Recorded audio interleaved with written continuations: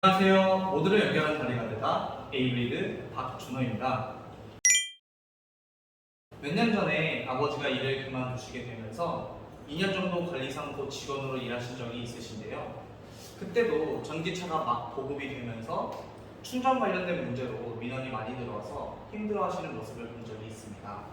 그래서 이 활동을 시작하면서 문제 발굴 단계에서 이 문제에 대해서 조사를 해보니 생각보다 문제 제기가 많이 되고 있었고 또 여전히 해결되지 않고 있다는 것을 알게 되었습니다.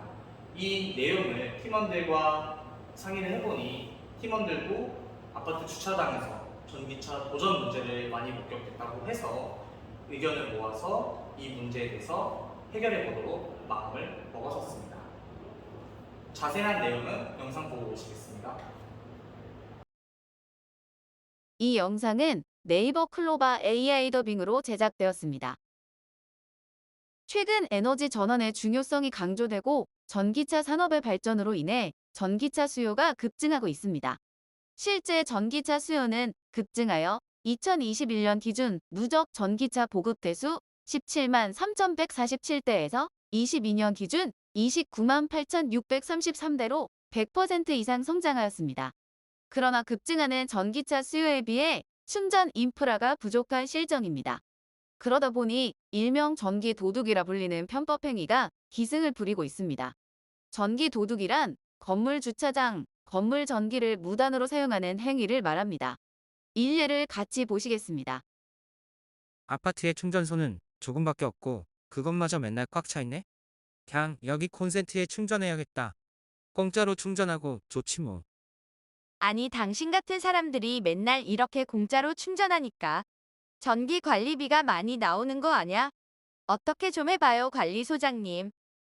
소장님, 이번 연도까지 전기차 충전 시설 의무 시행 완료하셔야 되는 거 아시죠? 단속 들어가면 벌금 내십니다. 큰돈 들여 급속 충전기를 2대 설치해도 차가 워낙 많으니 수요를 못 따라가네. 그러고 콘센트에 충전해서 공짜로 전기 쓰는 얌체독은 어떻게 한담. 그것 때문에 맨날 들어오는 민원 때문에 힘들어 죽겠구먼. 또 시청에서는 의무시행 완료하라는데 돈이 드니까 입주민 자치회의는 승인을 안 해줘. 이런 상황과 같이 도전 문제는 충전소 문제와 직결되는데요. 이러한 문제를 해결하기 위해 저희 에이브리드는 하드웨어를 가볍게 하고 입주민 자치회가 수익을 낼 수 있는 콘센트를 만들어 같은 예산으로 많은 콘센트를 설치할 수 있게 하여 빠르게 충전 문제와 도전 문제를 해결하기 위해 만들어 가고 있습니다. 많은 관심과 피드백 부탁드립니다. 제일 먼저 리빙랩 전문가의 자문을 통해서 해결 방법을 모색하고자 했습니다. 이 과정에서 문제를 어떤 방법을 해결할 수 있을지에 대해서 찾고 싶었는데요. 오히려 다른 곳에서 인사이트를 찾게 되었습니다. 생각보다 많은 이해관계자가 존재한다는 것을 알게 되었고 실제 실전에 나가서 이해관계자들을 만나보니 이들을 설득시키려면 철저한 니즈 분석과 이해관계가 왜 조정되지 않는 이유에 대해서 파악하는 것이 첫 번째 과제라고 느꼈습니다. 그래서 수많은 회의와 동시에 이해관계자들을 만나보면서 솔루션을 디테일하게 구축하는 과정을 가졌습니다.